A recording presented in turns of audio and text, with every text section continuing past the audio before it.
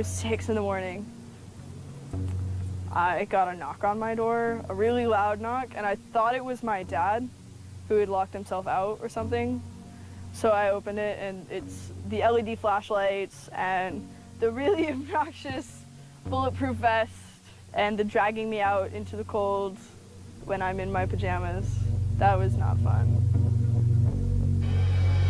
They seemed pretty shocked by the sarcastic, belligerent, angry teenager that they dragged out of bed that day. 6 in the morning. I don't know if it's just that I was 19 or that I was a girl, on my door, a really loud knock, and I thought it was my dad who had locked himself out or something. So I opened it, and it's the LED flashlights and 10,000 really angry kids, whoever they are, and they scared the shit out of some people those days when I'm in my pajamas. They scared the shit out of the powers that be. And that's why I was pretty shocked by the sarcastic, belligerent, angry teenager that they dragged out of bed that day. I don't know if it's just that I was 19 or that I was a girl. Between the days of December 6th and December 10th, who had locked himself out. 10,000 angry people proved to the government that their regulations, their ideas, their view of PayPal, their view of their view of the Afghan war and Egypt and Tunisia and Libya, it didn't fucking matter. Their opinion no longer mattered because someone was out on the internet kicking ass. Angry teenager that they dragged. That's it. I don't know if it's just that I was 19 or that I was between the days of December 6th and December 10th. That it took down the website of the federal appeals court in San Francisco this afternoon. They took down Senate.gov servers, they've taken down HB Gary. Sony's claiming they did $150 million worth of damage. So many confidential files that tonight, because of these hackers, can be in the hands of anyone. Visa, MasterCard, the PayPal situation. The criminals who hacked into Sarah Palin's private email.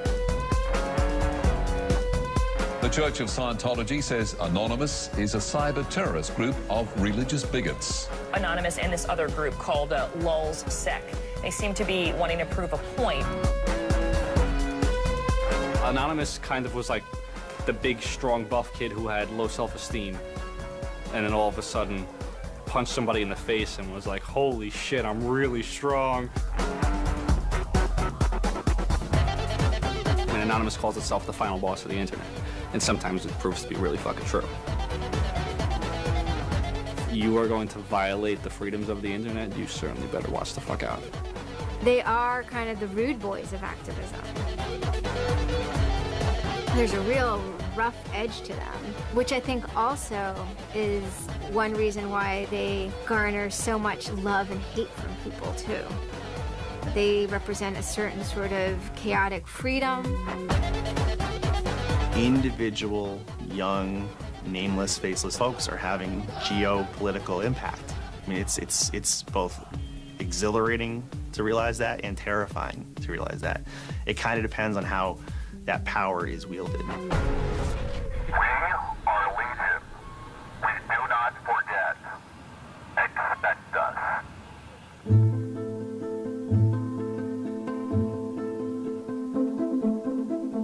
We stand for freedom. We stand for freedom of speech, the power of the people, the ability for them to protest against the government, to right wrongs. No censorship, especially online, but also in real life.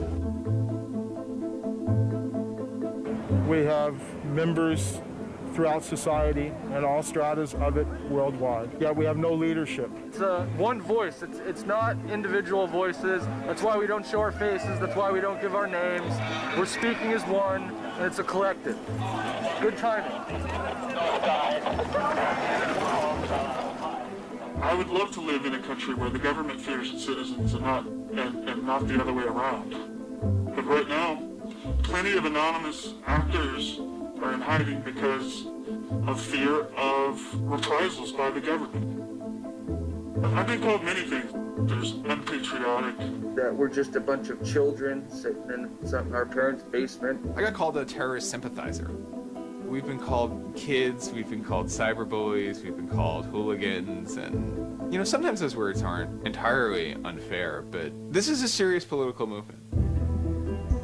No one, you know, in the general public really seems to get it. What they don't seem to get is that the ability for Anonymous to be everything and anything is its power. Anonymous is a series of relationships, hundreds and hundreds of people who are very active in it and who have varying skill sets and who have varying issues they want to advance and who are collaborating in different ways each day. They're a little bit like a prism or kaleidoscope. They've got many different facets and many different sides. Of course, when you spend enough time with them, you start to get a sort of feel or texture that's not just random, right? Yet it's very multifaceted, very rich, which does span from the quite lighthearted to the very, very serious. Bob Dylan had a line in a song just saying, to live outside the law, you must be honest.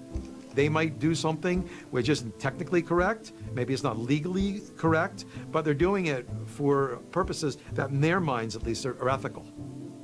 People who know what they're doing, who share an ethos, who have a commitment to exposing and humiliating the man, who have a very low tolerance of lies and what they perceive as evil on the part of overweening power structures. They share information, they share tools and techniques, and they are currently having a very good time. The hacker culture, as we know it, really sprang from one place. It was MIT, and it was specifically the people in the Model Railroad Club, the Tech Model Railroad Club.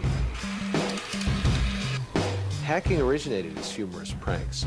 When the guys at MIT put a Volkswagen up on top of the dome of the building, and people woke up and saw the car up there in the morning, or they measured a bridge by the body lengths of somebody. I would say his name was Brian, and discovered the bridge over the Charles River was, 822 Brians. These are funny things. That's where hacking originated, and it migrated into engineering and computer communities. It's witty, it's pranks. Basically, Microsoft and Apple both got their entire start off computer crime. Bill Gates stole pretty much all of MS-DOS. Steve, Jobs, he was creating boxes to defraud the phone company, I always saw hacking as implicitly political. Hackers, whether they're conscious about it or not, whether they're explicit about it or not, make a statement about how we should treat information. And some years after my book came out, one of the people I wrote about, Richard Stallman, got very publicly and explicitly political about open software, and he believed that software should be free. Free as in freedom, not free as in beer, as he put it there. Behind it, whether misguided or not, there's a political impulse. Was a term coined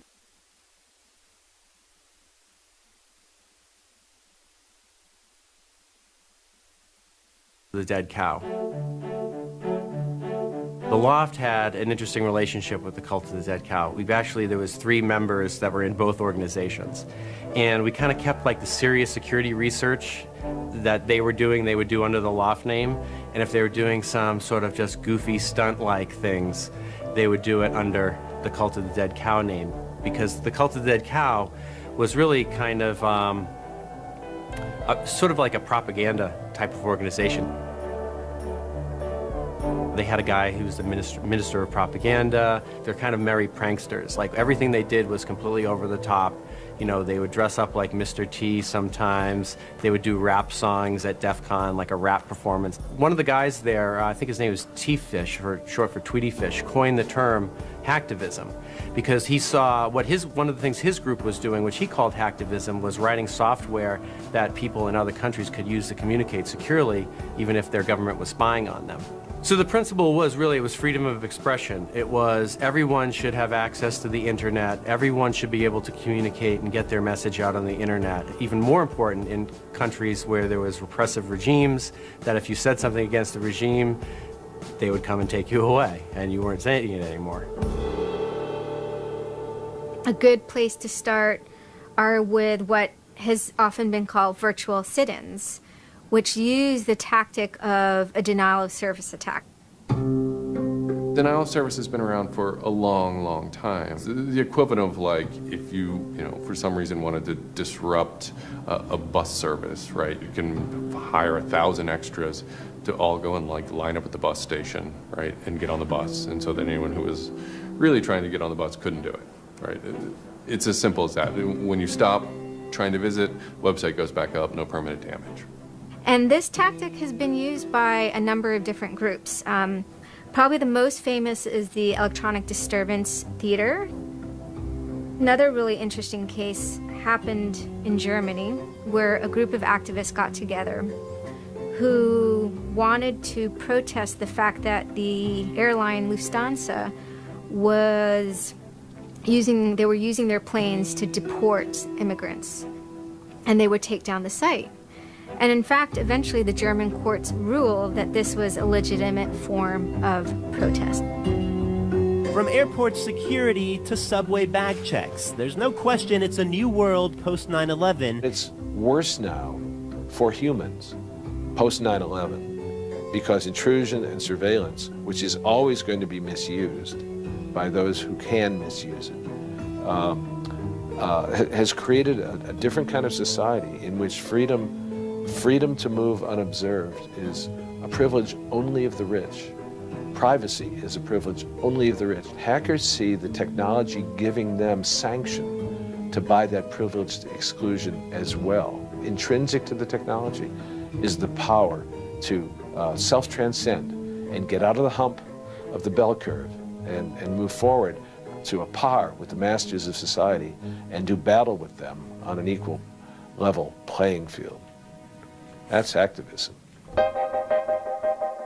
Anonymous grew out of what's known as 4chan. And essentially, this is just a website where people can upload images and you don't actually give your name. It's just sort of anonymous. When you look at 4chan, you're often surprised because it looks like a site from like 1995 or something. The idea is very simple. You post a comment and you post a picture. And you can post under your name or anonymously. And it's separated into boards about particular topics. So there's topic on anime, there's topic on weaponry. There's like a 4chan board for origami, and you just upload interesting pictures of origami. And then there was a group called the B board, which essentially was for like anything goes. The first time anybody goes on B, it's kind of an instant revulsion. Because there's never a time that you go on there where you don't see something horrible. That instantly puts off a lot of people. The idea is post something that can never be unseen. Half of the posts on B are there specifically to make people not want to come back to B. Have you ever read Lord of the Flies? 4chan, and especially B, is Lord of the Flies. Except some of them aren't 16 anymore, they're just allowed to act 16. It's what you get when people are allowed to express themselves with absolutely no restriction whatsoever. It's the kind of sum of human imagination when people can get together and think together without any limits or parameters. It's the most vile, disgusting, and funny thing on the internet.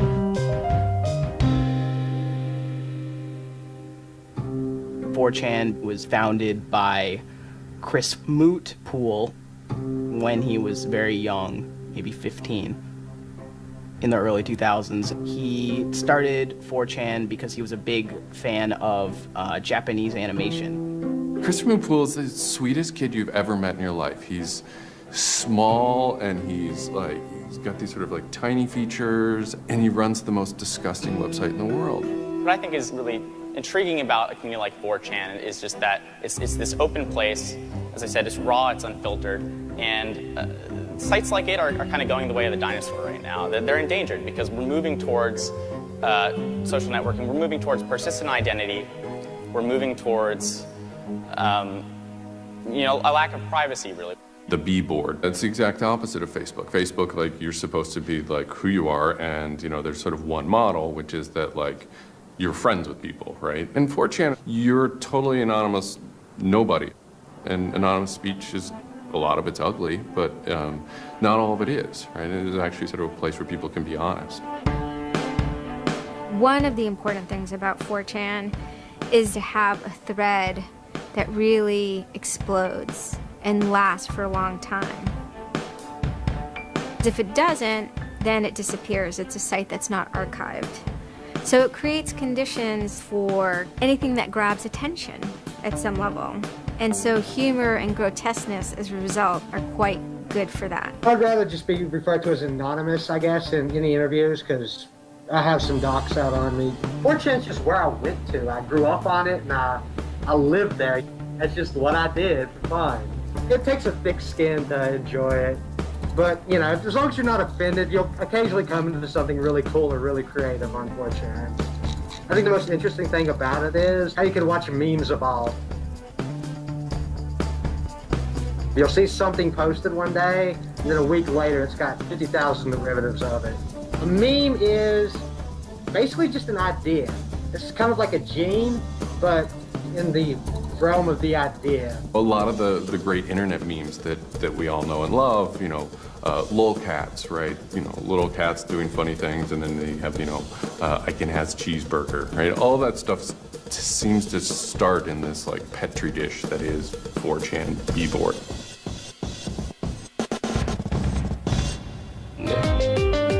Say it publicly and your insane chocolate rain. Name any meme from the last about 6 years, and I'll bet you either in its first posting ever was on 4chan, or at least one of its earliest revisions that became what it was on 4chan. I can see the food situation is so we'll be on our way. It's basically the best breeding ground for internet culture, and as far as I'm concerned. With your neighborhood insurance rates, chocolate rain. 4chan is also very known for acts of trolling. Trolling is a fucking art. Trolling is getting the person you're talking to get as pissed off as they possibly can, and for no reason except for your own enjoyment. Maybe you're trying to illustrate a point, but it's mostly for your own enjoyment. For them, it's funny that like people think the internet is serious business, and if people think the internet is serious business, it's a troll's job to make their life terrible. The idea of anonymous came initially as a joke. I mean, somebody suggested that, what if the whole site, what if 4chan, what if B was just one person? And what if that's just one guy called Anonymous sitting somewhere, and you're just reading all these posts by one guy? And it kind of looked like that from the outsider's perspective. I mean, there's no way to tell the difference. It might as well be one guy. Fox News did a very famous segment about it. They call themselves anonymous. They are hackers on steroids, treating the web like a real-life video game, sacking websites, invading MySpace accounts, disrupting innocent people's lives. And if you fight back, watch out. Destroy. Die. Attack. Threats from a gang of computer hackers calling themselves Anonymous. I've had 7 different passwords, and they've got them all so far. Anonymous hacked his site and plastered it with gay sex pictures. His girlfriend left him. She thought that I was cheating on her with guys. As long as I can think back, Anonymous have done some pretty off-color things in the name of getting cheap laughs, you know.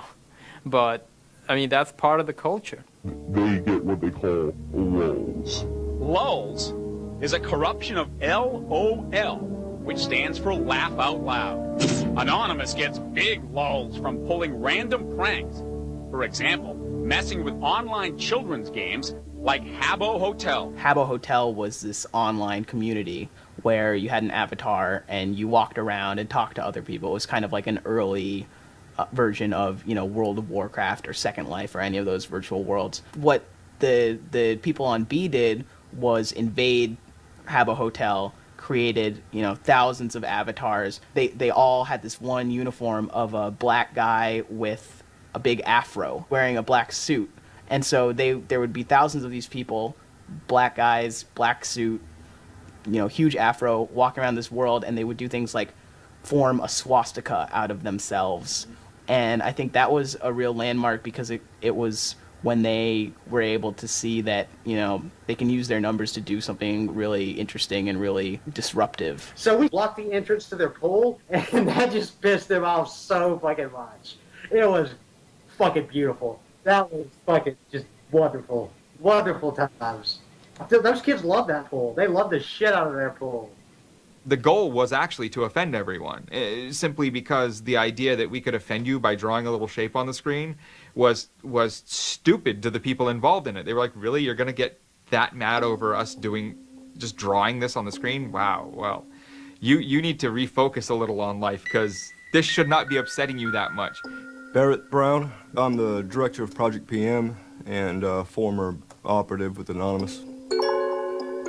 We were targeting furries, which were a subculture of people, of course, who, you know, a lot of people on 4chan find irritating by virtue of their being irritating. A furry is someone, generally a male who's autistic in his 20s, who identifies with animals and oftentimes has sexual attraction to other people dressed as animals. There's diaper furs, furs who enjoyed wearing diapers, baby furs who enjoyed thinking themselves as a baby. We had furry infiltrators, people trying, you know, we had secret groups. You know, mine was called the Illuminati /I/Illuminati, and, you know, we were, you know, our goal was to wreak as much havoc as possible because it was stupid. There's a point, you know, when I was, you know, otherwise, you know, seemingly respectable writer, you know, 2007, you know, my first book had come out like that, but I spent my evenings on Second Life, that big, you know, virtual world, riding around in a virtual spaceship with the words faggery daggery do written on it, wearing afros and dropping virtual bombs on little villages at concerts and waving giant penises around. And that was the most fun time I've ever had in my life. All these different organizations online, whether it's 4chan or just any website, there's typically a community aspect to it. This is where people have their social relationships. This is where their friends are. This is where they have a creative outlet. And so all those aspects are going into groups like Anonymous, where people feel like they're part of a bigger thing and they're able to express themselves within that group. There were certain words, certain phrases, certain ways people respond to things, certain images that were posted that created a pattern, and that pattern was, I guess, the origin of what is now Anonymous. It's like Freemasons with a sense of humor. And so much as they have this common symbology, and one of their chief joys, which is kind of wrapped up in power and secrecy, was the fact that they could recognize each other by referencing these symbols, referencing these phrases. Over 9,000. It's over 9,000! I lost my iPod. Mudkips, anything involving mudkips. So you have this weird sort of international culture developing with people, you know, across the world, wherever they may be. In late 06 and, you know, into early 07, there's a bit of a sea change where instead of just posting a bunch of content or randomly saying we're going to go over to some website and post a bunch of dirty comments against someone, it becomes a little more organized. Welcome to the Hal Turner Show. They went after a guy named Hal Turner. I am being discriminated against because I'm white. Hal Turner was a neo-Nazi who was, you know, big online and had a podcast. I think that the 14th Amendment was not ratified properly, and I think, therefore, it is still okay to have Negroes as slaves in America. The first time I heard about Hal Turner is he was knocking somebody on 4chan. He was just being a major dick to a relatively known user.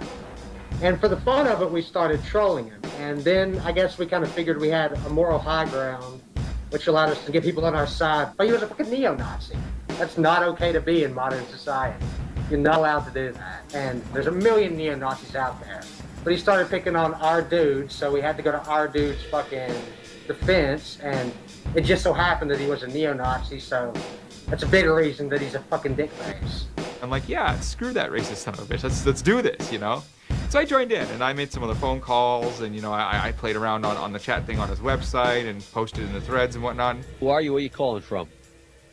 Hola, this is Pedro. Spick, don't call my radio show anymore, you filthy spick animal. The college that I go on the Hal to Turner Show. has begun an integration program where they try and purposely lower standards to bring more blacks and quote-unquote diversify the campus. And by the end of the next 5 years, they intend to bring over 9,000. He was just a horribly racist radio personality who seemed to handle it well when you called in. Like, he could handle being berated by Anonymous. And that made it very interesting. It made it a bit of a challenge. It wasn't some guy who just either crumbled or stopped answering the phone. It was a guy who would yell back. I don't see where you're going with this. Where I'm going is, I believe Barack Obama is genetically incapable of exercising the power necessary to govern the most complicated nation on earth. That's where I'm going with this. And I think part of the reason he's incapable of doing it is because of racial genetic inferiority.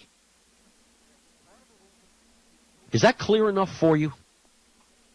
No, you changed the subject again. Wait a second, you asked Hal me... Turner wasn't the first, like, actual person that, you know, Anonymous had caused trouble for, but the circumstances ended up being significant. They DDoS'd his website, stuff like that, costing him thousands of dollars, bandwidth fees. We DDoSed him, which is overflowing his server with packets and fake information.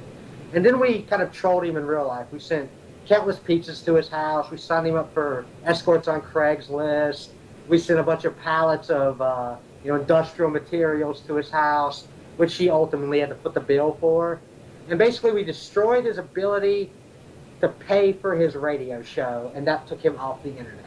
He was super pissed. And then they ended up getting some real hackers to help them out. Like, this wasn't sort of pranks. They actually were able to get into Hal Turner's private servers and his mail servers, and find some interesting emails that he was serving as an FBI informant, which, if you're a right-wing neo-Nazi, is not a good thing to be. And obviously him being an FBI informant, and also his reaction, his sort of douchebaggy reaction to the raids, damaged his credibility within the white nationalist scene, which is a shame.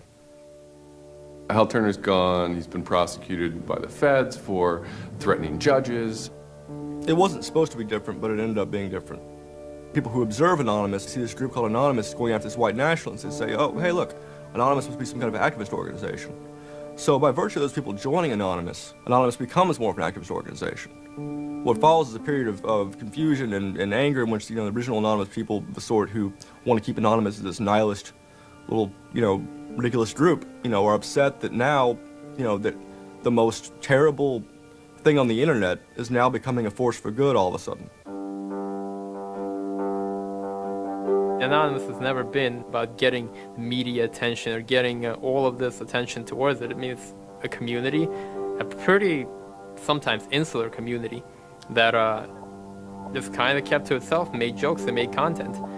But that was, of course, changed completely, just turned completely on its head when Chinology started. Anonymous began to become less of just a culture, people who wanted to perform pranks, and more of the internet's first army. I'm Mike Vitale, and my handle is Seth Dude. Now, this is January 2008. Anonymous is strong now. We're not a little dinky fucking group anymore. This is millions of people worldwide, and we're watching. And then Scientology stepped in with a big target on its chest. A video came out of Tom Cruise that was supposed to be like an internal Scientology video, talking about secrets of Scientology. Being a Scientologist, when you drive past an accident, it's not like anyone else. As you drive past, you know you have to do something about it because you know you're the only one that can really help. It talks about you're the only one who can stop, bad things from happening. And so this is kind of widely mocked online. It circulated like wildfire. There's nothing part away from me. It's just... Because people found it humorous and goofy. And the Church of Scientology went into their legal mode, and they threatened websites with lawsuits if they didn't pull down the video. Instantly, the Scientologists post a DMCA, Digital Millennium Copyright Act. And this is a way that if you own content, you can go to video sites, upload sites, and have your content pulled when someone uploads it illegally. So Scientology's always at odds with the internet, always trying to legally bully people out of fucking them over on the internet. They always did that. And then here they are trying it again, but you know what? Anonymous saw that, and they said, oh, you guys just fucked around badly. You're trying to censor our internet. Are you trying to take a joke away from Anonymous? You don't do that. What these people did, in this case, is Greg Hausch and these other people, was they decided, we can probably harness Anonymous in this case and target Scientology. A few Anons, a few people on 4chan posted, hey, we should grab that video and post it on a few other sites. And I was one of the people in that thread talking about it. We got the original source of the video by reaching out to the person behind the accounts and everything. We start posting it. The surprising thing was how fast they were DMCAing them on every site. It looked to us like they must have direct contact with the lawyers and the team who actually pulls videos at all of these sites. It was minutes and these things were falling down. And we're like, holy crap. crap, that's messed up. What followed was this is a term called the Barbra Streisand effect. And this video, as they're attempting to suppress it, went everywhere. Like, everywhere you look on the internet, you were gonna stumble upon this video. Actually, Gawker, the site that I worked for, was, I think, the first one to put it on the website, and we got in a huge legal battle with Scientology, who wanted us to take it down.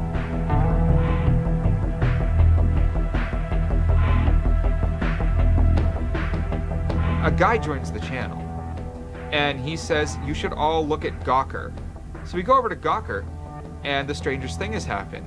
This big media company had the video up on their front page and basically had a comment underneath of it that stated very clearly that the FBI would have to come take their servers to get this video taken down, that they were sick of this abuse that was going on.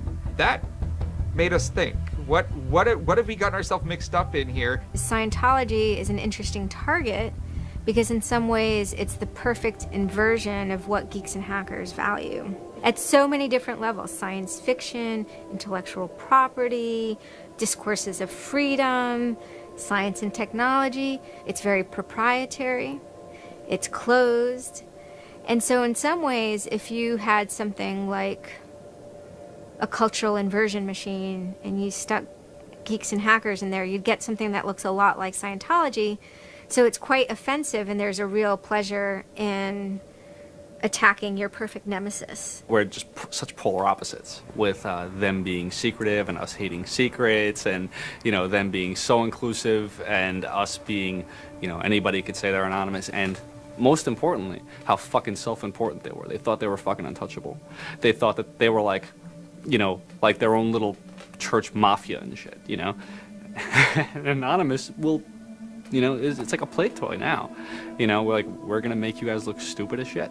What really kind of dared us and set us off about Scientology is specifically the treatment of their critics.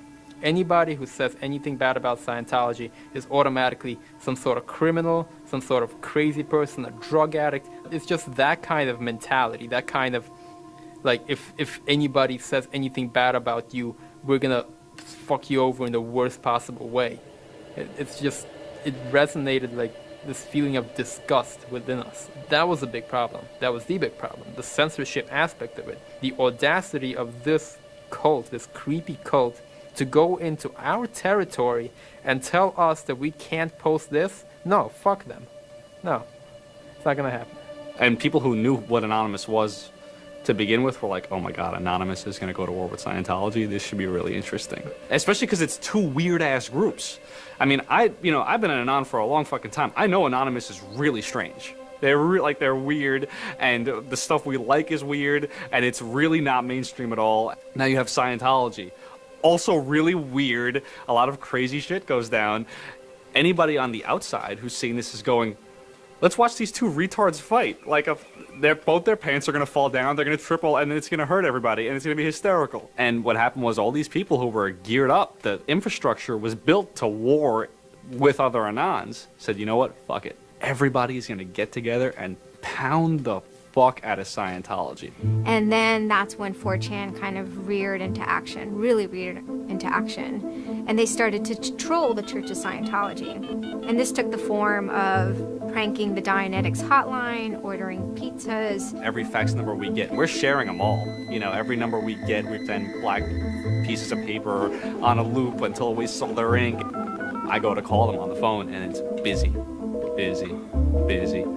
And that's their main fucking Dianetics hotline. Their Dianetics 800 number, you can't get through because Anons have completely fucking clogged it and just probably saying stupid shit. The whole idea was just you call them just to keep them on the phone.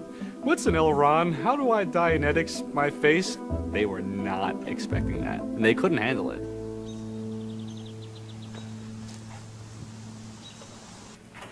I'm Brian Mettenbrink. I always liked anything technical, mechanical, anything sciencey, really. Computers do what you tell them to. They don't all of a sudden start doing weird stuff, and if they do, it's probably your fault. And I always like that, they're perfect, really, in a way. I had just gone to 4chan just on pure happenstance, and I saw a post about the Scientology thing, and I started looking up stuff, and I'm like, oh, This is actually for a decent cause. I think I'll, do this. You started seeing all the stuff in B, and I saw the stuff in B then. Everyone's going to DDoS Scientology. Everyone's going to bandwidth rape them. Anonymous members have developed a distributed denial of service attack tool called low orbit ion cannon, which is taken from a computer game. Low orbit ion cannon is what's called an end game weapon in Red Alert. All you had to do was literally follow instructions step by step. I downloaded a program that's free and legal for anyone to download and use. And I followed the instructions, and I typed in www.scientology.org, and I pushed go. And what it does is it tells Scientology.org, in this case, it tells them to send their website to my computer about, I think it was 800,000 times in a weekend, and I'm pretty sure I probably took it down myself a couple of times. This tool is low orbit ion cannon, sometimes referred to as LOIC. I am actually not breaking any laws by using this tool against my own computer, 127.0.0.1, which is a non-routable address.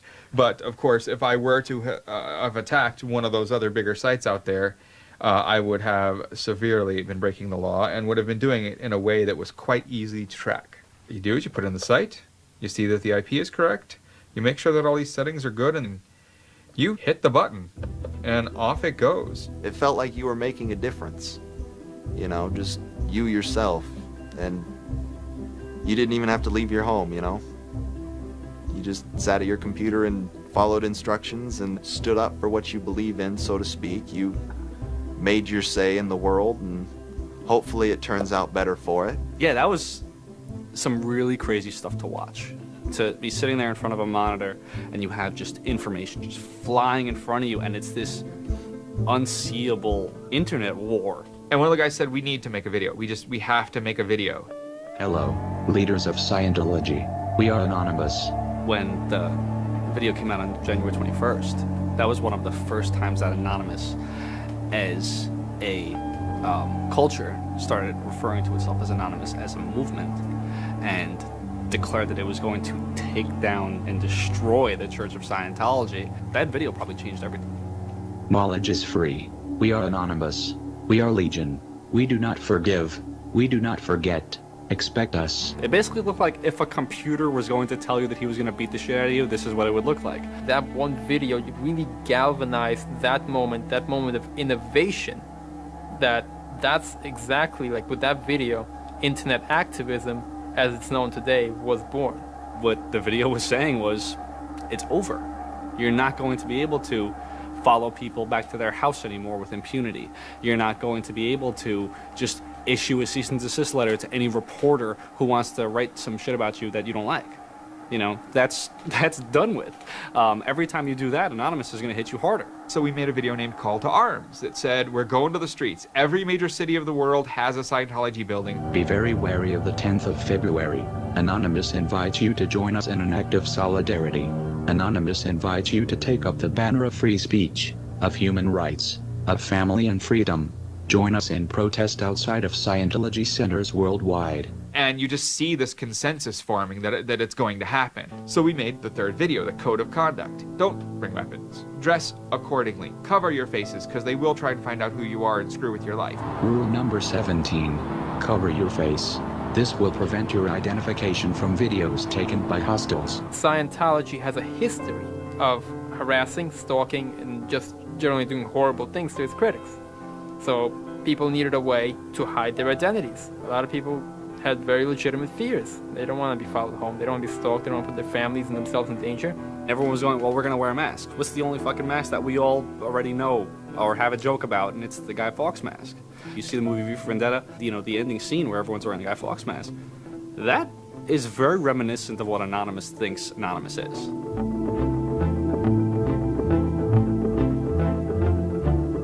We wanted to represent anonymity in some way when it moved into real life. I think that the Guy Fawkes mask was one of the most natural things to happen. It is the idea that none of us are as cruel as all of us. You have this massive crowd of people who are anonymous that is going to fight against a bigger thing and win. even after watching the video, it's like, yeah, this is great, but who's actually gonna do it? Who's gonna step up? Are people actually gonna get out of their house? And I guess we were really affected by the stereotype of that whole community, there being internet nerds, that too afraid to leave their mom's basements. I figured maybe 50 nerds from every city somewhere might show up and wear their masks at a building for a while and leave. No one thought that they were going to come out. This is me on the way there. I haven't slept. I'm very fucking tired. And I remember going to the park that day, and it's really fucking early in the morning, which I thought was a bad idea. And I'm smoking a cigarette, and I'm looking around like, where the fuck is everybody? There's nobody here. So here I am, sitting in Bryant Park, waiting for the other announcers to show up. I remember thinking like, oh fuck, like, am I gonna be the only one in the park? Am I gonna walk to Scientology with fucking 6 or 7 people? Which totally defeats the entire purpose of this, because now they could single me out, you know? Then I get up and I start walking around and I see there's a lot of green balloons over there for some reason. On the other side of the park, there was like fucking 200 people. There was Guy Fawkes masks everywhere. And I'm like, holy shit, this is huge. There's a fucking lot of us. That's pretty good. I had no idea how many Anons there were until we started moving. And it just fucking got bigger. I remember walking through Times Square, and everybody in Times Square was an Anon. Like, and you know, this is like a fucking 1,000-person per like fucking minute foot traffic area. And everywhere I'm looking, I'm seeing fucking Anon symbols. It was fucking wild. It was really wild.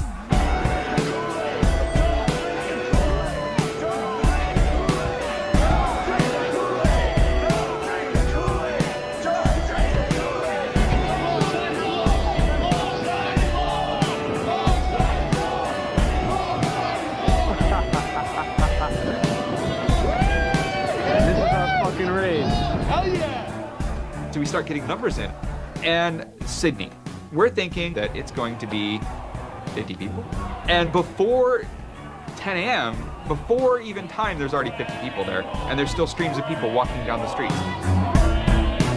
A couple hours into it, you know, because I didn't go to bed until 1 in the morning, you know, you're looking at Sydney as, wow, there's 250 people in Sydney. The cops are estimating higher than that for their reports. What just happened? Adelaide, Perth, and Melbourne happened. And, you know, over 200 at each of them. We nearly broke 1,000 leaving Australia. Now, the next protest was Tel Aviv, which had actually gotten its first Scientology building a week before this. There were Palestinians and Israelis at this protest, both holding their flags, and at one point they actually switched flags and held up each other's flags and whatnot. It was awesome to see. I call our guy in London, Britanon, and I say, hey, what's going on there? And he's like, did you just get out of bed? I said, yeah, I haven't even turned on the computer. I just figured I'd call you. And he said, we've got 600 people, and the cops are really, really mad at me. All the major cities were having hundreds of people come out. It's massive. Clearwater had like 300 people. I don't think anyone beat out LA. I think LA had over 1,000 people. We are Legion! We are Legion! The thing that happened was something completely different, and hundreds of people from every city just swarmed the streets. It was kind of overwhelming, a little even scary, but scary in a good way. Soon, you know, we're at around the 10,000 mark, you know, and we were joking the whole time, over 9,000, you know, one of those memes. It was too surreal. It was not believable. You go by what name? We are Anonymous. It was very empowering, especially after people saw the thousands of people showing up. This was it. We owned the world at that point. You've got lolcats, and you've got rickrolling. You've got all these other things that Anonymous has been involved in. Then, you know, take us a month later, and, you know, 10,000 people were just in the streets. And in every major country in the world, in every major city in the world. And what the hell just happened? What changed? You know, who flipped the switch? The world looked very different to me at that point. We all met each other. The idea of an Anon is you're fucking alone until you get to 4chan, you know, and then these people all think like you know? Then all of a sudden you're not alone. You are with fucking 500 others, You know, they all know the same jokes as you. They all clearly have similar interests as you. Here's your culture. You meet your own people finally. Immediately, you felt like you were at home. If you were an anon, you were at home. We all like spent years in the same place, looking at the same pictures, laughing at the same jokes. You know, we pretty much were already friends, even though we've never ever met. It was very happy.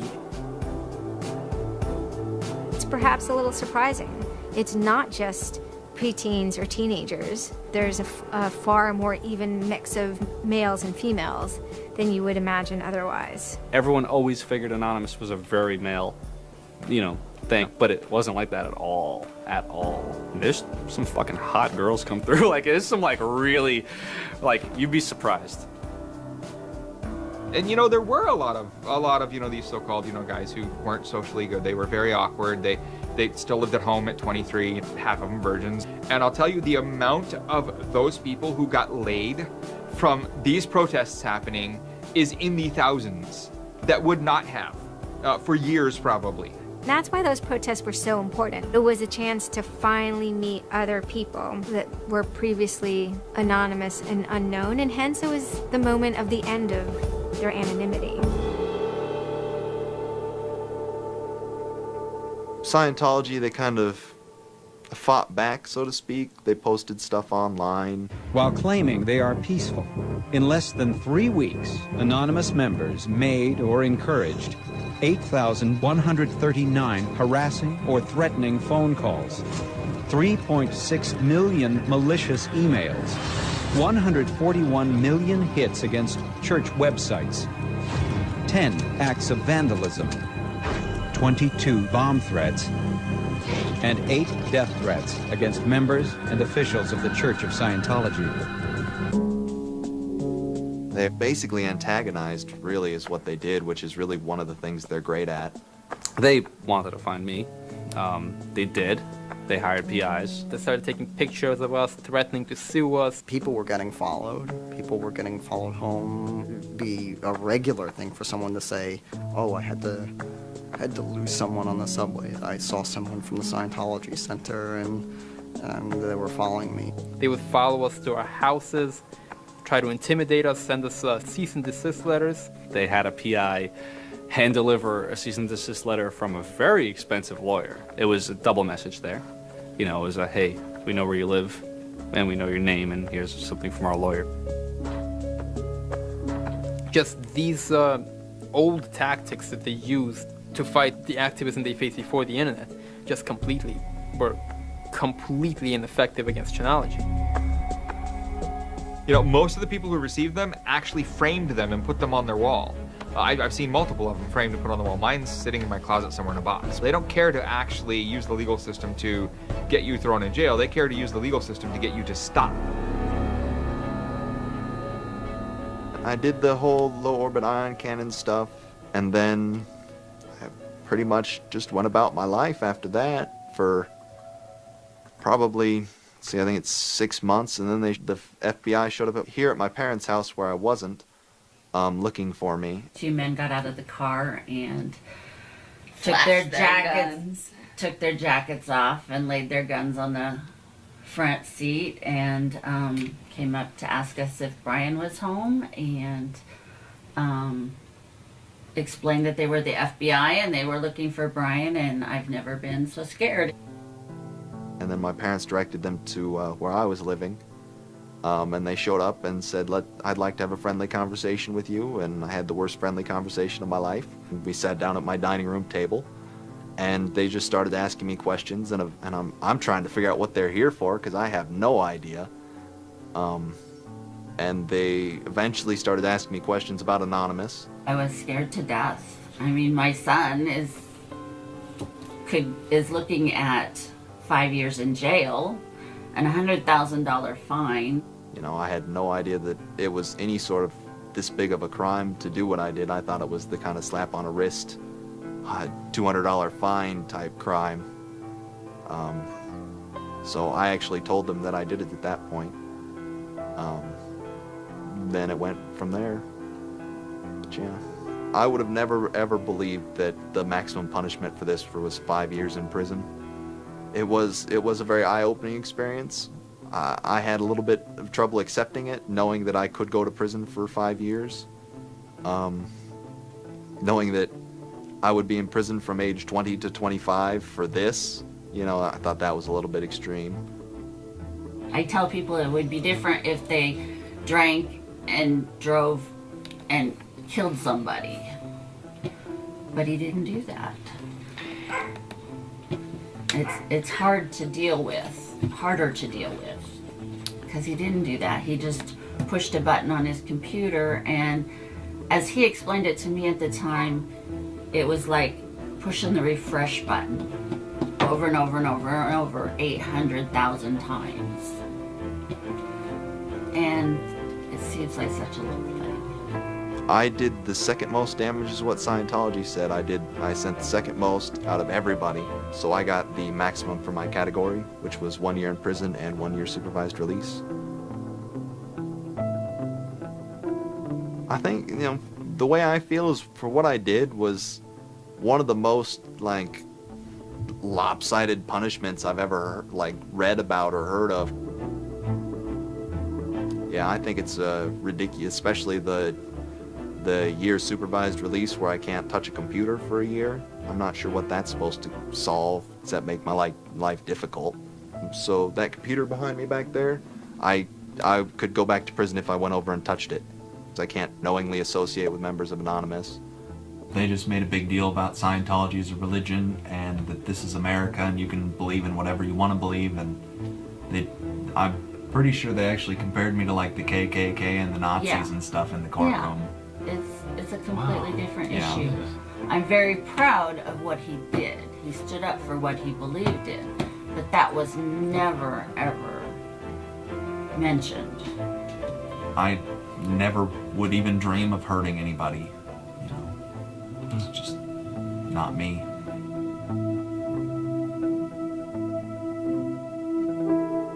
Prior to Anonymous, critics of the church still had to be very, very careful because of the aggressive lawsuits that were launched against academics, journalists, and other critics. I would say that era is over. And Anonymous, more than any other sort of intervention, is probably responsible for that change. This actually caused a decent rift in Anonymous. There was one big group, significant group of people who would say, this Chinology stuff, it's cancer, it's awful, it's bad, it's just bringing attention to us that we don't want. The trolling isn't happening, we're not getting our jollies. Like, now this is all really serious and moral and somber, and like, well, you know, that's not what I signed up for, that kind of thing.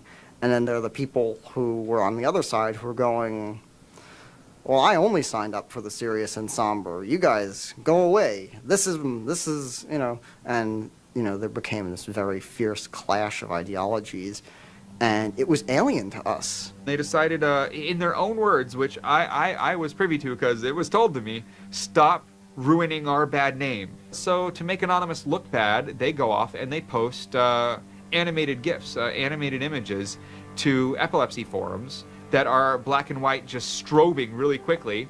So any of the epilepsy people on these support forums see it and they fall off their chairs, you know, in seizure. You start hearing this term moral fag.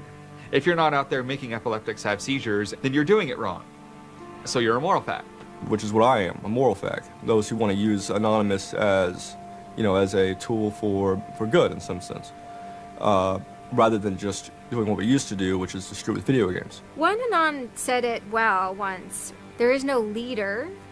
Their ops have momentary leaders, de facto leaders. I like to describe this with the picture of a bird swarm. Everybody's flying very, very quiet. Suddenly one bird flies into the other direction and the mass fly into the same direction following that person. It's totally okay to say, I'm sorry, I don't take part. When Chinology was running full force, it was like a kid stretching for the first time and actually seeing the real power. the teenage period, actually, trying, Operation Pitstorm. Operation Shitstorm. Australia over the past couple of years has been relatively malignant in their attitude towards internet freedom compared to other Western countries. A guy named Tux wanted to attack the Australian government in retaliation for upcoming internet censorship laws. And one of them involved banning pornography with women with small breasts for some reason. So that was the first time that Anonymous went up against the government. When they DDoS'd and took down several government sites, it was the first time that Anonymous was going up against a state. If you had asked me all throughout 2008 and most of 2009, is the politics of Anonymous always going to be sutured and hinged to the Church of Scientology? I would have said yes. And it became unsutured, unhinged, when a different political wing was born in 2010. The Motion Picture Association had hired an Indian software firm to DDoS the Pirate Bay. And Anonymous, coming out of 4chan, DDoS the Motion Picture Association of America, as well as then other groups like the Recording Industry Association. It angered people for a lot of different reasons. I mean, obviously one of the reasons was that they were attempting to censor the internet. Another of the reasons, though, was that, people in Anonymous had been arrested before for taking part in such attacks. Say on the Church of Scientology and other targets that there had been before. I think there was a big sense of the hypocrisy in it. This was the moment a kind of networked kind of architecture was born, where there was a different node that was unrelated. Some people crossed over, and they were connected by aesthetics and by ethics, and yet this was a different ship that was sailing.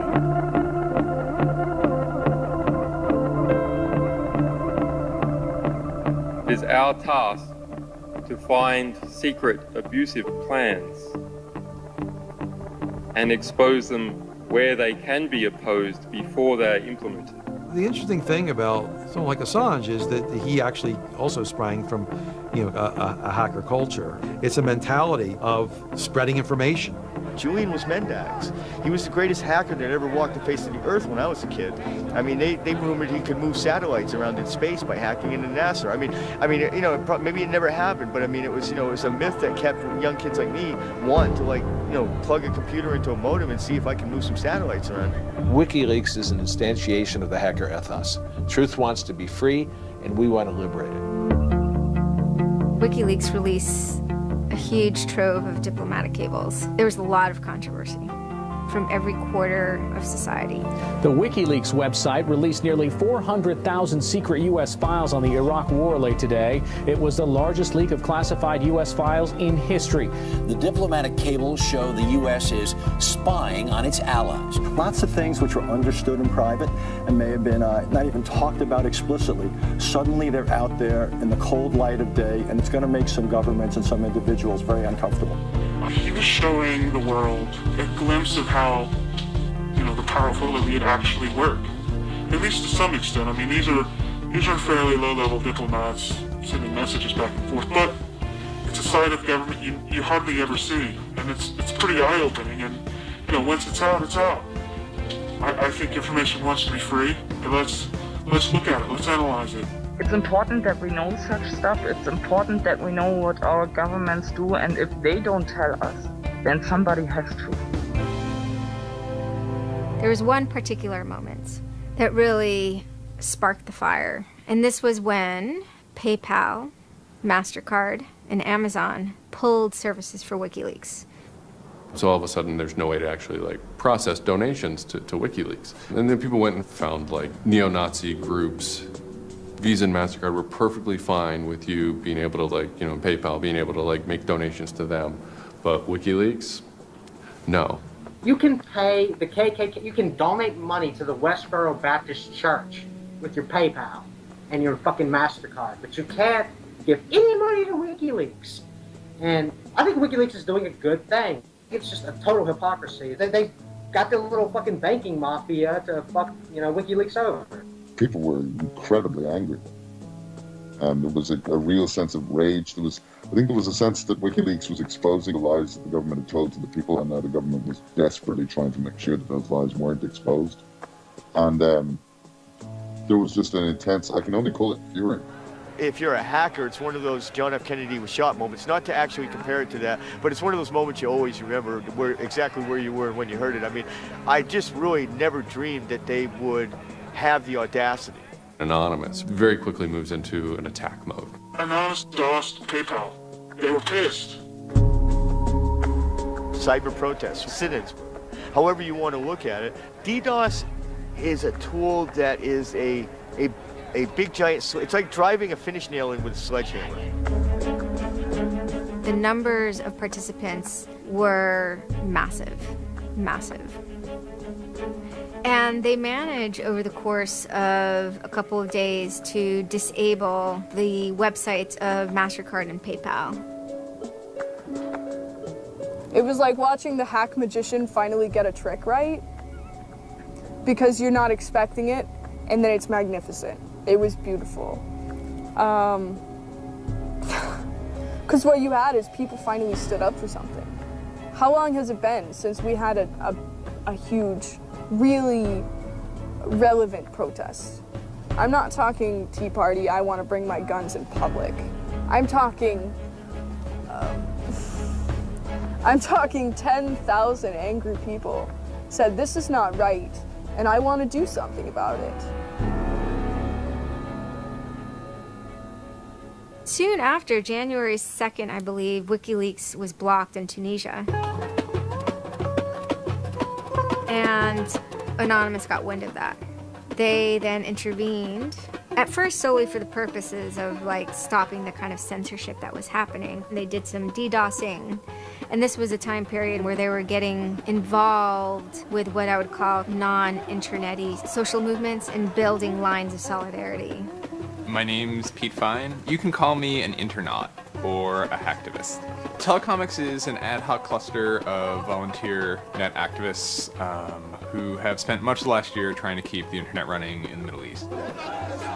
During that time, we saw the Tunisian government not only censoring and filtering the internet, but also doing some kind of technical trickery to steal people's Facebook passwords and delete their posts and see who was posting what, and fake posts, stuff like that. Some Tunisian hackers came to us. They were members of Anonymous, and I didn't even know we had members of Anonymous in Tunisia, so it was a shock to me. And they had they had the keys to some parts of the kingdom, so to speak, when it came to the dictator in Tunisia. We went in on behalf of those Tunisian Anons, and we helped them get that and extract it, and then it went to WikiLeaks.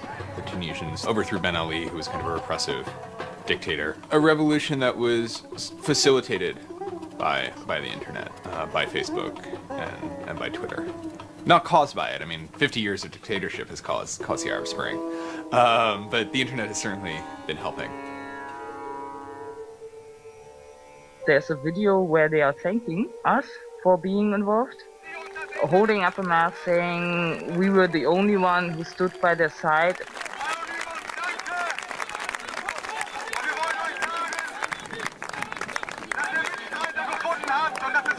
For me, it was awesome to hear that and to feel the connection. The same group of hackers that target anti-WikiLeaks sites have now turned their attention to Egypt. In kind of the lead up to the Egyptian revolution, we would tweet on people's behalf. We would get people from Egypt who were unable to access Twitter on their own on our IRC network, and we would take reports from them and tweet them out using our account to kind of help them get the word out about what they were experiencing. Some of this shit is personal. And one of the things about the movement as a whole, when Egypt rolled around, is that Egypt broke us emotionally. Watching in real time with live feeds that we helped set up, Egyptians get massacred with machine guns. It was different, and I have never in cyber activism wept before. It's never bothered me like that. It's never been able to touch me the way Egypt touched me. It was fucked up that we were watching people killed for no reason other than leaving their homes, that these people had every right to freedom, that they had every right to choose their government. And then January 27th, January 28th rolls around, and the Egyptian government starts shutting down the internet. I mean, just for the whole country. The whole country. There's this fantastic traffic graph that you can see the traffic coming out of Egypt, and it looks like, you know, like this. And it goes like, just totally stops. And we were just shocked. I mean, we were just like, what the fuck? Like, what the fuck? To think that a country would completely cut itself off as much as it was able to from the outside world was pretty unthinkable. You know, we know bad things go on in the dark places. And suddenly it got quiet. I remember that somehow burned into my brain that first Twitter was flooded and suddenly everything was quiet. That's the kind of thing that could start riots. I think when Mubarak did what he did, I think it really upset people here as well as in the Middle East. I put myself in their place, and I found myself in a desert of nothingness because he just wiped out everything that my world incorporated. That just showed me and everybody else that the same thing can happen at any time, at anywhere, in any government. Anonymous and the people on the internet stood up and said, go fuck yourself. You want to shut down their internet? Fine. The people on the internet will show them how to turn it back on. It's almost like the internet as an actual thing. It's like the internet is a living thing. It's like a conscious thing that gets up and says, no, you can't do that.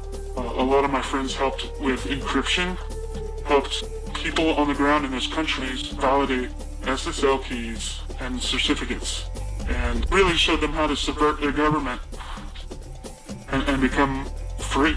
And then Telecomics started to tweet connections to the internet, dial-up connections. In Egypt, the care package we put together included some kind of our comms information, the ham radio and dial modem details. In total, we helped coordinate and run about 500 dial-up modem lines. We also Googled up treatments for tear gas and other kind of basic medical treatment and found folks who could translate that into Arabic. Sort of put this together in a nice one-page PDF and fax, and off it goes. I think the most effective thing was shutting down government websites. We're taking your dictator's web pages down. It is cyber warfare at that point. When you're dealing with a dictator like that that's killing people, all the gloves are off. We are going to not just take your websites offline, we are going to destroy your every communications. We are going to wreck you like a nation state would wreck you. In Cairo, Egypt, the crowds are shouting and screaming.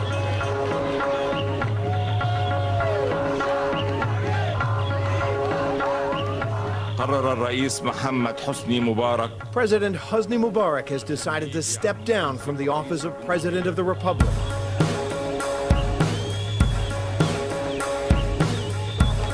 When Mubarak left, it was a hell yeah moment.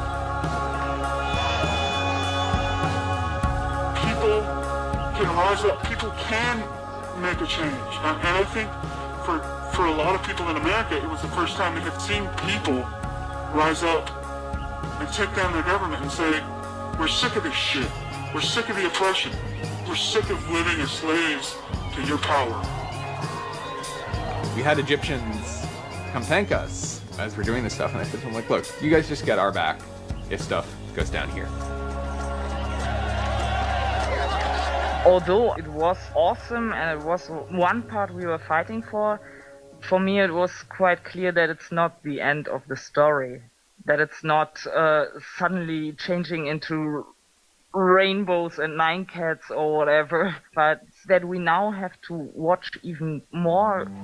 The FBI is now investigating Anonymous, a loose collection of rogue, tech-savvy hackers credited with bringing down the websites of MasterCard and Visa last December. So there were 40 raids back then. They seized computers, cell phones, and this kind of technical apparatus, sometimes including in the case of, a 19-year-old girl lived with her family, it took her parents' stuff too.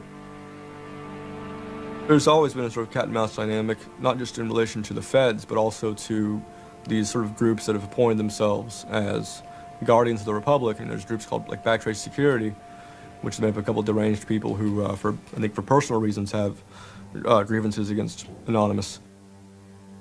I've been threatened by people who are former Secret Service agents who now run private security companies.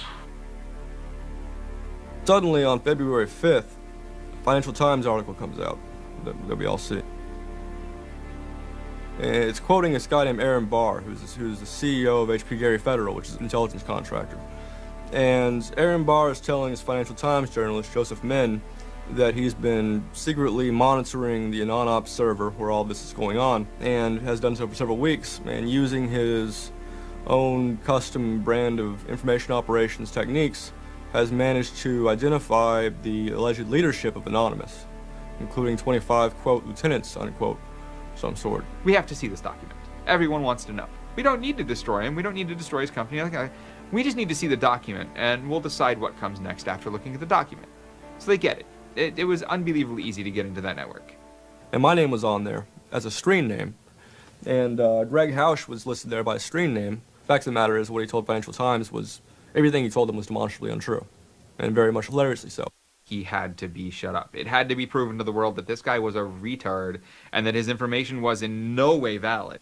Now, to put that in hacker terms, Anonymous is a hornet's nest, and Barr said, I'm going to stick my penis in that thing. In a mere 24 hours, he was owned, pwned completely by a small group of participants who basically went on a hacking rampage. Faster than you can say, get these hornets off my penis. Anonymous took down Barr's website, stole his emails, deleted the company's backup data, trashed his Twitter account, and remotely wiped his iPad. And he had just reached the Hammam high level on Angry Birds. The HB Gary hack brought about 70,000 emails. Probably the most important ones had to do with a proposal that HB Gary had already formulated. It was packaged up as a nice PowerPoint presentation, kind of act as privatized agent provocateurs, where they were going to discredit WikiLeaks. HB Gary was proposing submitting fake documents to WikiLeaks, and then when discovered as fake, the error could be called out and it would discredit WikiLeaks. Right.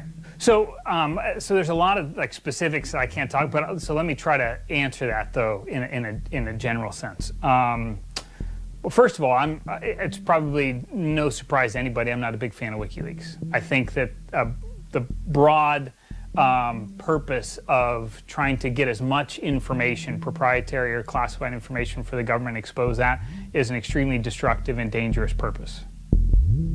As Julian Assange had a few months before noted that they had information on a major bank showing wrongdoing, and Bank of America somehow knew it was them.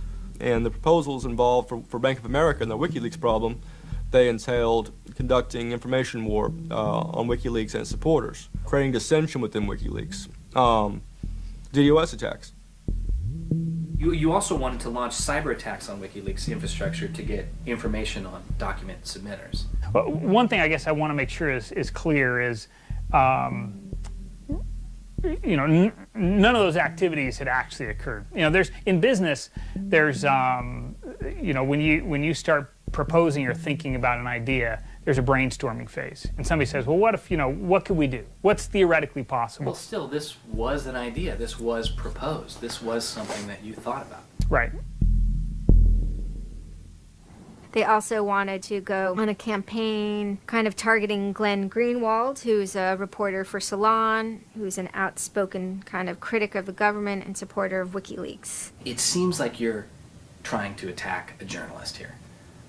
Yeah, and I don't want to talk too much more about Glenn Greenwald, but other than, you know, what I previously said is, you know, there was never an intent to attack journalists, not on my part. Nor I guess I should say I should generalize that and to say that, you know, I would never just outwardly attack a journalist, other than if I felt that there was a journalist in my mind that was acting unethically, that, you know, that is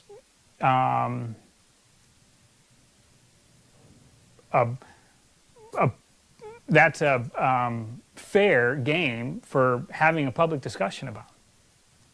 they were walking a very fine ethical line at points, and in many cases, the mass opinion is, no, they stepped well past it. I will not support broad theft of information released to the public, because that's nothing but destructive.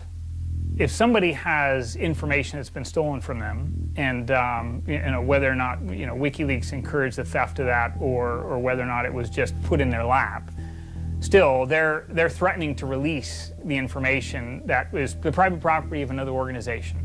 So your choices are to just allow that to happen, or to try to stop it. How offensive is too offensive? We've certainly seen a lot of strategy coming out of governments across the world now saying, publicly admitting that they need to develop better offensive strategies in cybersecurity, because defense as a whole, it isn't enough. It never is enough. Some of the most important things that have had the most far-reaching influence and have been the most important in terms of what's been discovered, not just by Anonymous, but by the media in the aftermath, is the result of hacking. That information can't be obtained by the traditional journalistic process, or it can't be obtained or won't be obtained by a congressional committee or a federal oversight committee. For the most part, that information has to be, obtained by hackers. After this had happened, although only a small number of people had participated, the collective mood was exuberance within Anonymous. It was a kind of moment of the lulls being recharged, which people were excited about because people felt like the lulls had been running low during the Middle Eastern protests. And so it was a moment of great triumphalism within Anonymous. Anonymous is currently targeting Sony's website. We are doing this because Sony is currently suing people for making features the PlayStation originally had available to the public.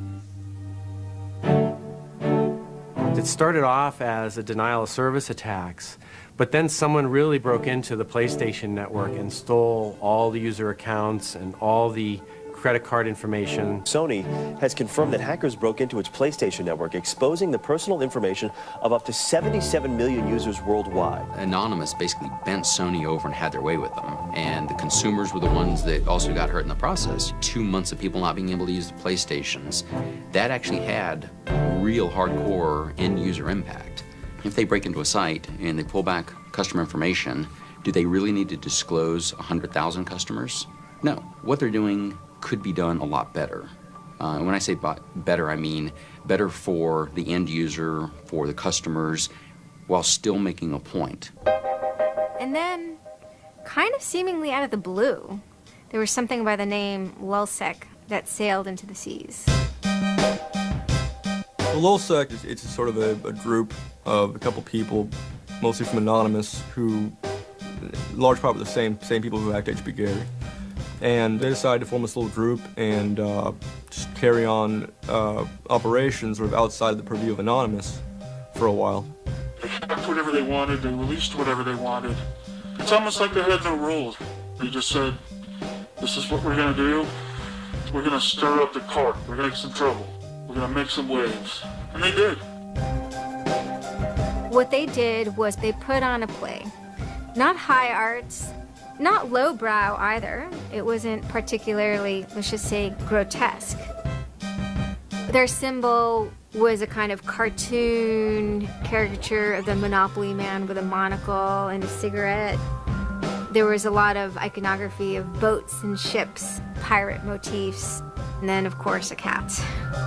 Chaos and mayhem. Right now, it's probably one of the right things to do. Some of the things LulzSec did in the court of public opinion were less noble. Private citizens were being doxxed, or the credit card numbers that could have been redacted. You could still make your point without actually, giving up people's personal details. So the court of public opinion swayed that LulzSec had crossed lines that maybe the previous manifestations had not.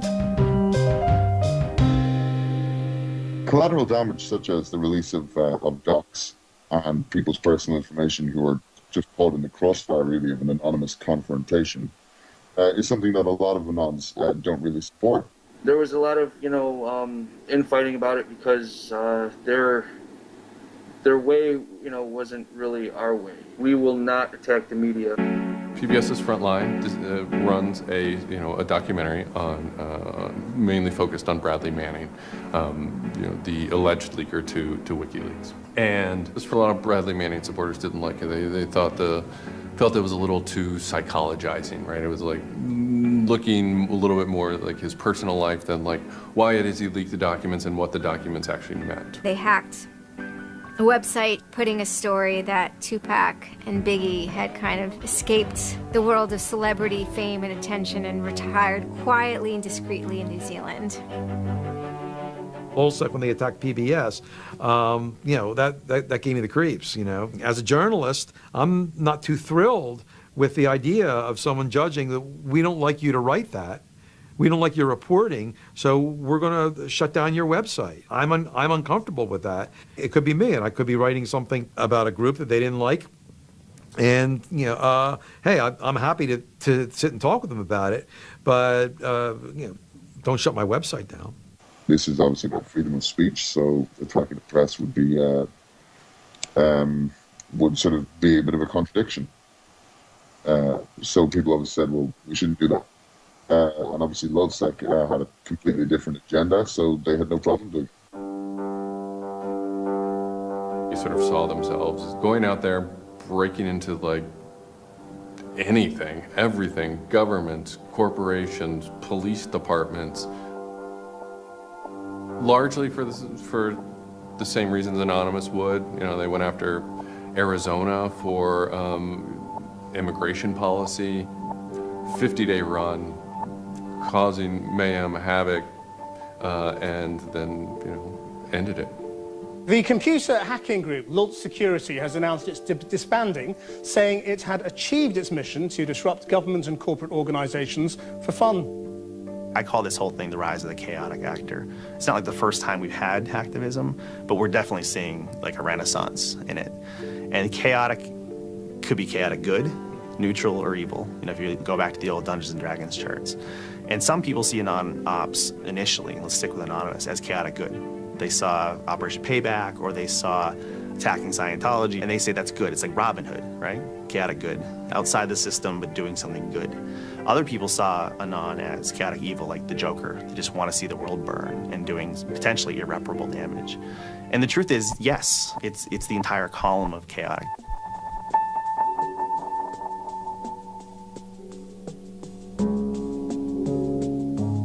"16 people were arrested today, but dozens of FBI agents targeted alleged members of the loose-knit hacking group. Armed with search warrants, agents hit 6 homes in New York, along with locations across the country.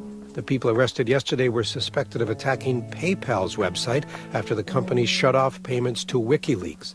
Defenders of the hackers say they're merely engaged in civil protest, but FBI officials worry the disruptive cyber attacks could move in a more dangerous direction. So the FBI shows up at 6 in the morning, and it was really obnoxious. And I remember being frustrated and angry because there was nothing that I had done that would have justified an FBI search warrant. They came and guns blazing, all this other good stuff, busted down the door. I immediately just dropped down to the floor, 180, didn't want nothing. I wasn't trying to fight nobody.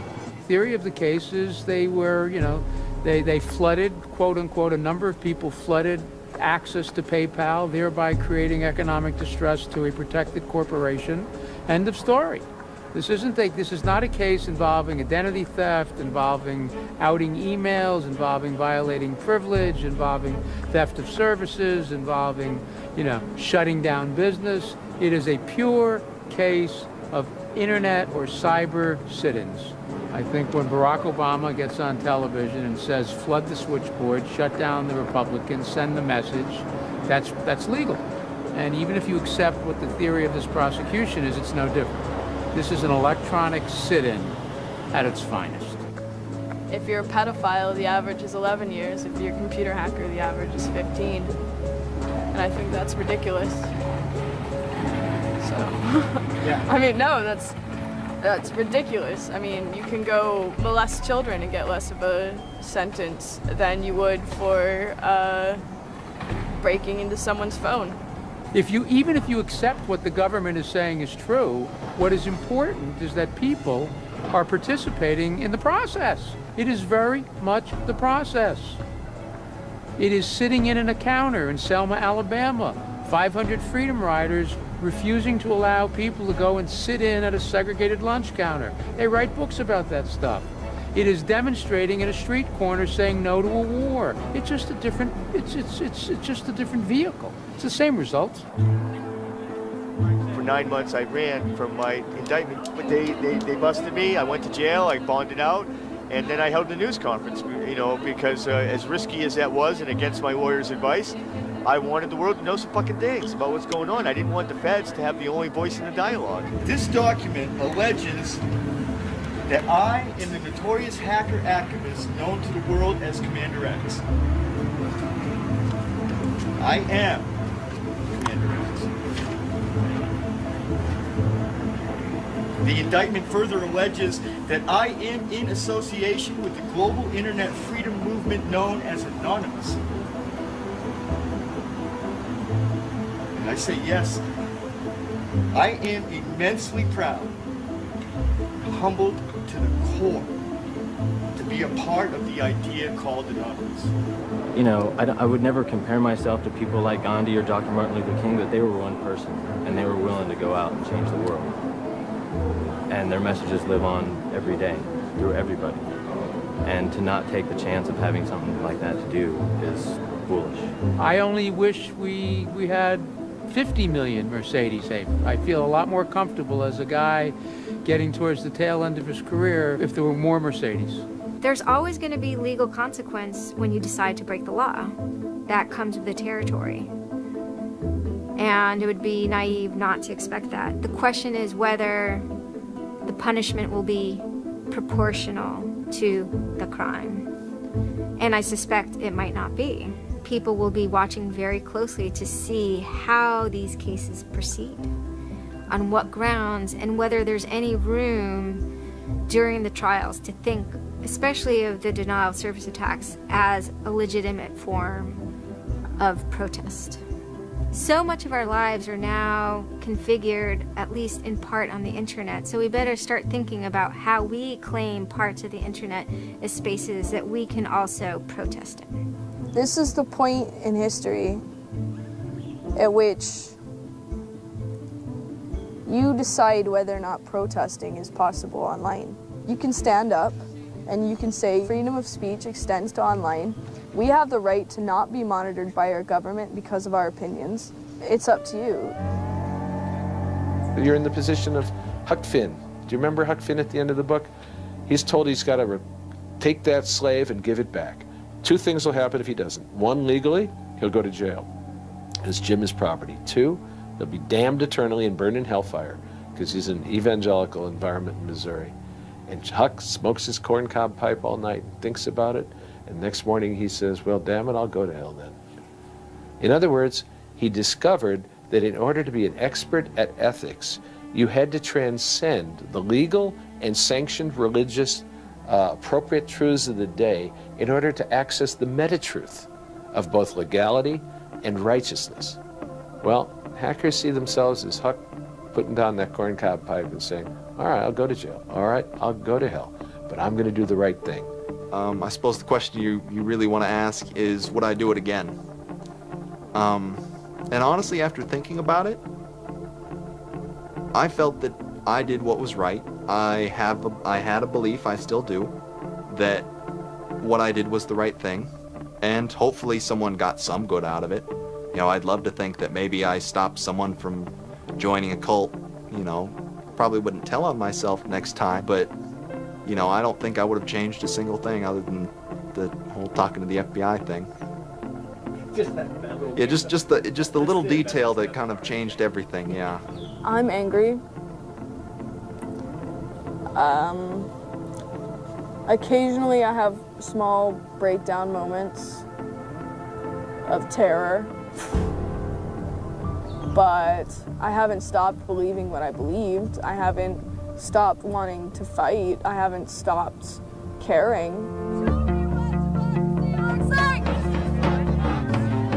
Show me what democracy looks like!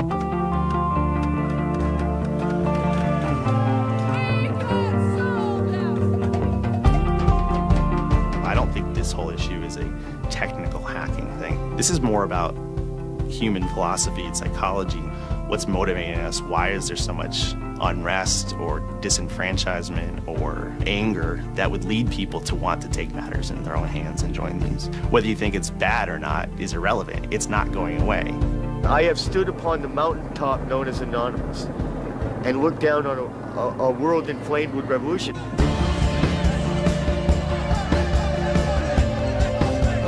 What can you say? Your spine tingles when you're at the cusp of history. When you're surfing, the waves of history, your spine tingles.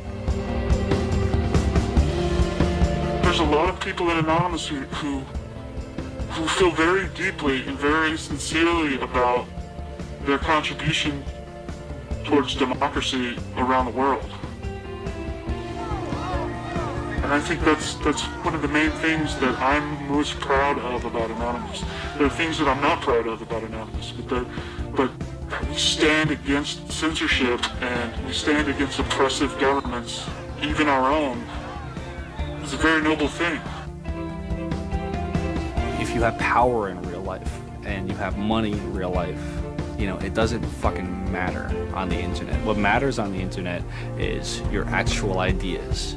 How smart you are, the quality of you. And when certain organizations, they want to extend their real life power onto the internet, it's not gonna fucking take because of Anonymous. And history teaches us that change simply doesn't come with flowers. It doesn't work. If they say I'm a criminal, damn, well, then I will be one. Anonymous is an evolving thing. It's like a phoenix. It might occasionally catch fire and burn to the ground, but it'll be reborn from ashes. It'll be reborn stronger.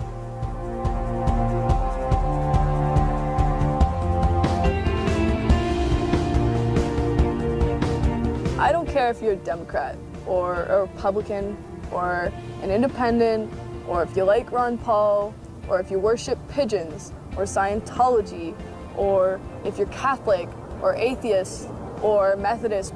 I don't care about that. Your opinion matters. I don't care if I disagree with it. I don't care if I hate your guts. Your opinion matters.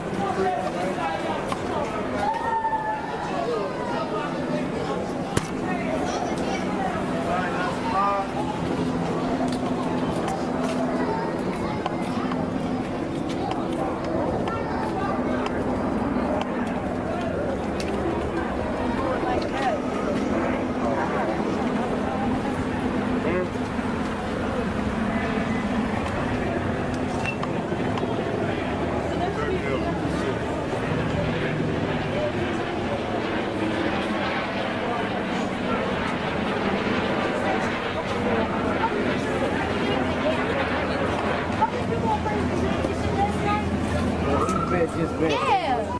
Fucking people are crazy for that. I mean, why? It's too much going out here. There's all this free shit yesterday behind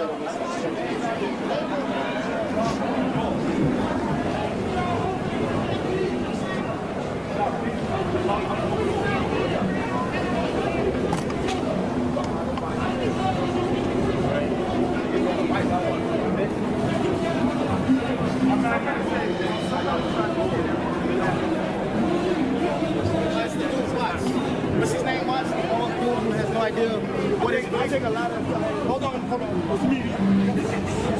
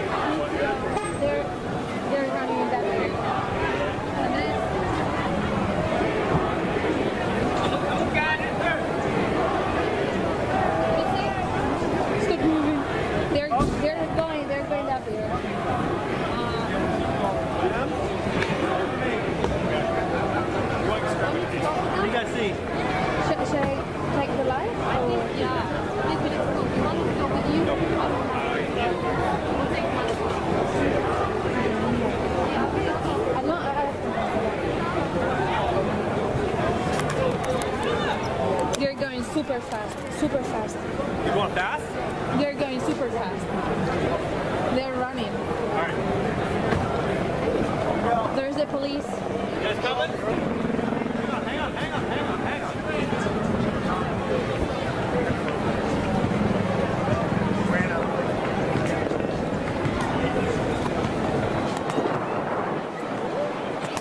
Ready? Let's go. You go. Should I take it or put the knee?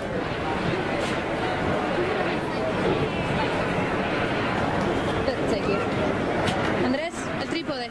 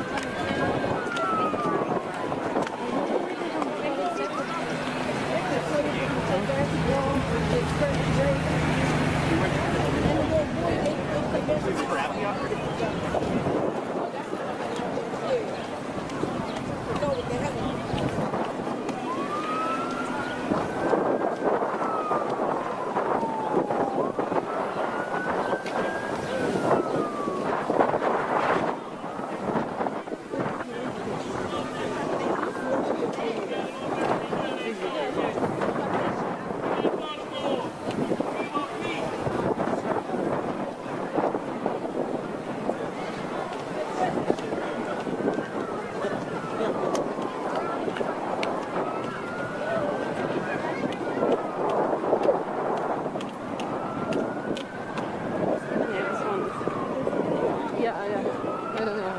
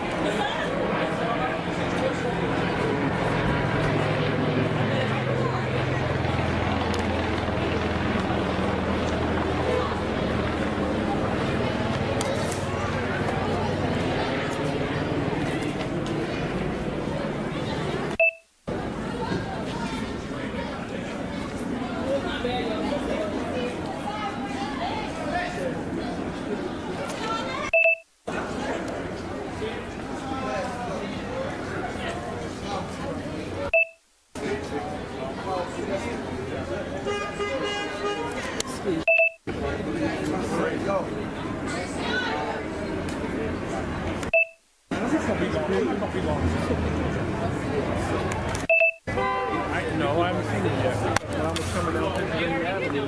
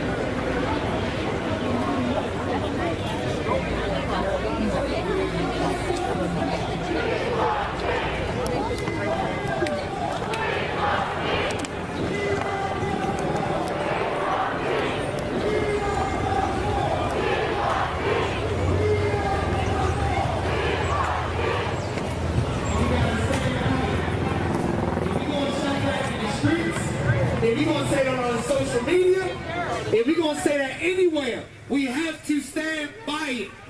Toki, say a few words, please. I don't know how many people was here. We got out here at 10 o'clock this morning. We had one initiative.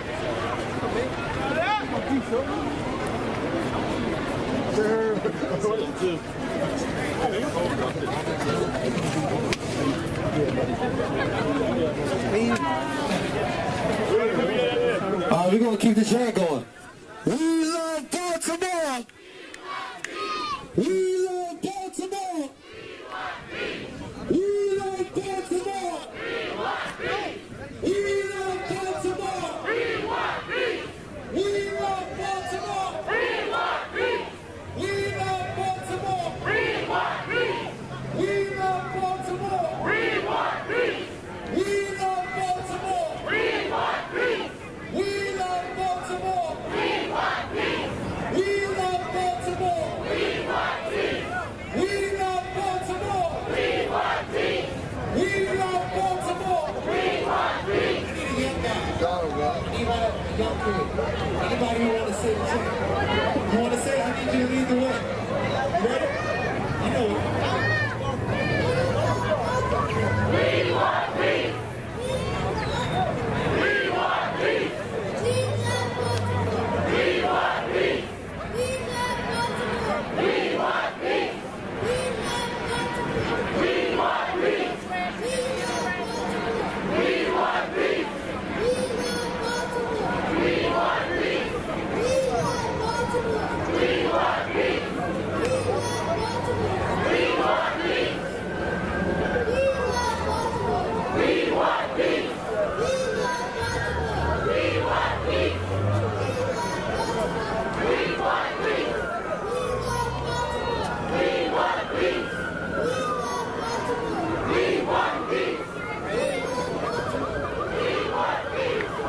I'm sorry to cut you off, brother, but if you have the orange Pontiac that's double parked, please move it. You're blocking the bus. If you have the orange Pontiac, please move it. You're blocking traffic. Please. You want to say something?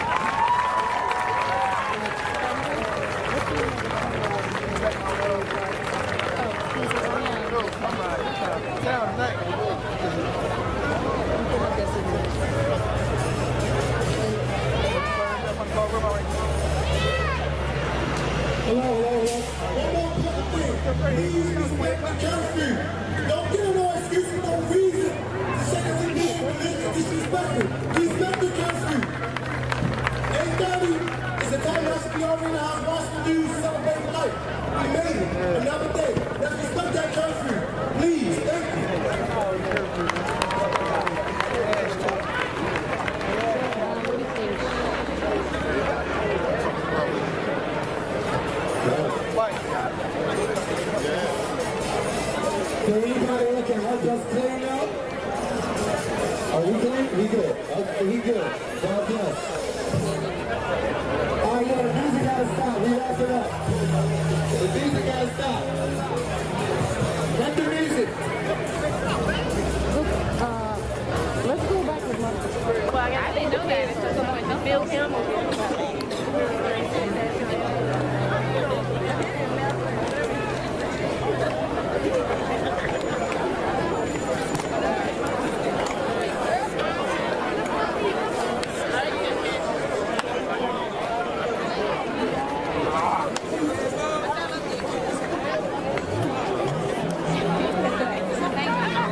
We need for everybody to move your cars off the lawn. It's time to get up out of here. We need everybody to move your cars. They're coming to tow right now.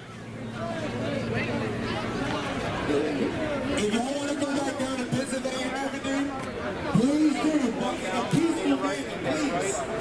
And don't forget to respect the curfew. We need everybody home by 8:30, please. Respect the curfew. We love y'all, we thank y'all. And continue to support the positivity that Baltimore is going to show. Thank you. Let's protect our city. Let's protect our people. And most of all, let's protect our children. We thank you. God bless. All right, let's cross.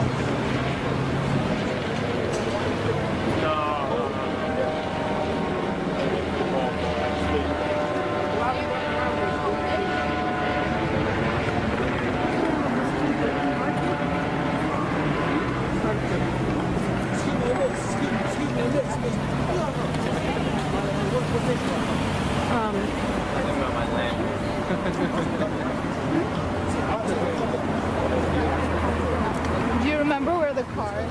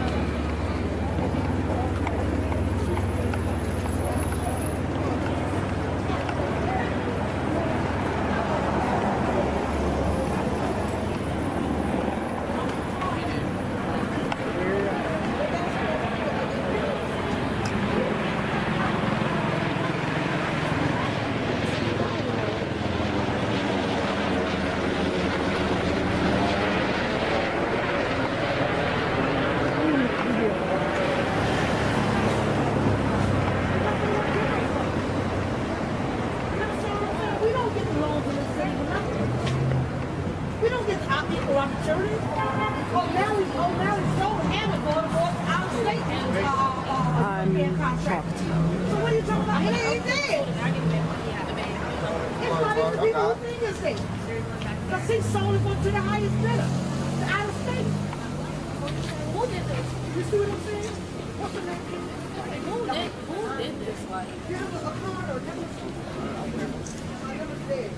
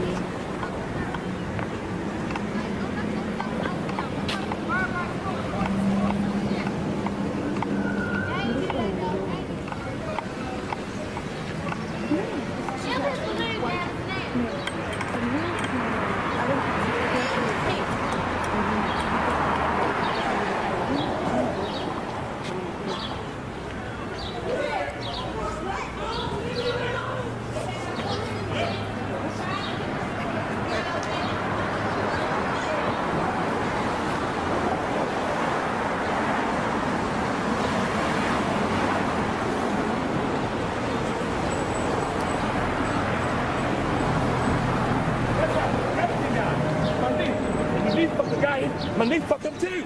My knee. This ain't up.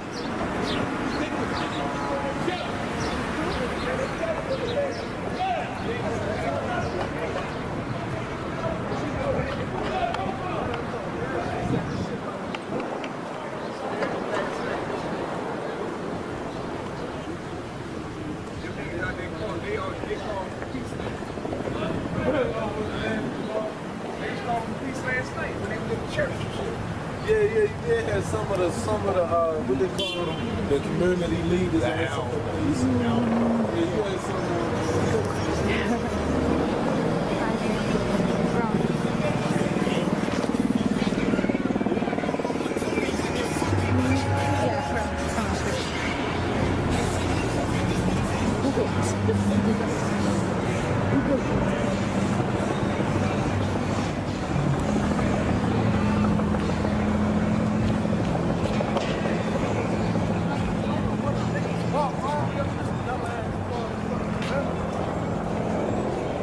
Walk all the way up this street.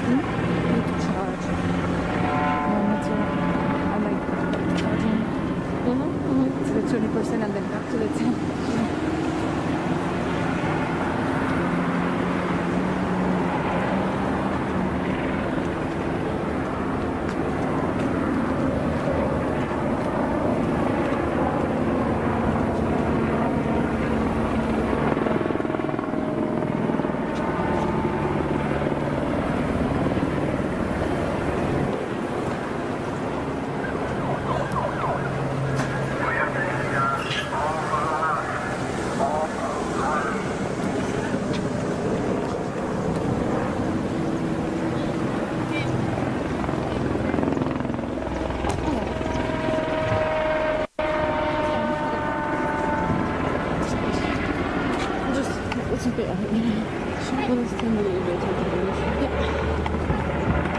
Why? It's not funny.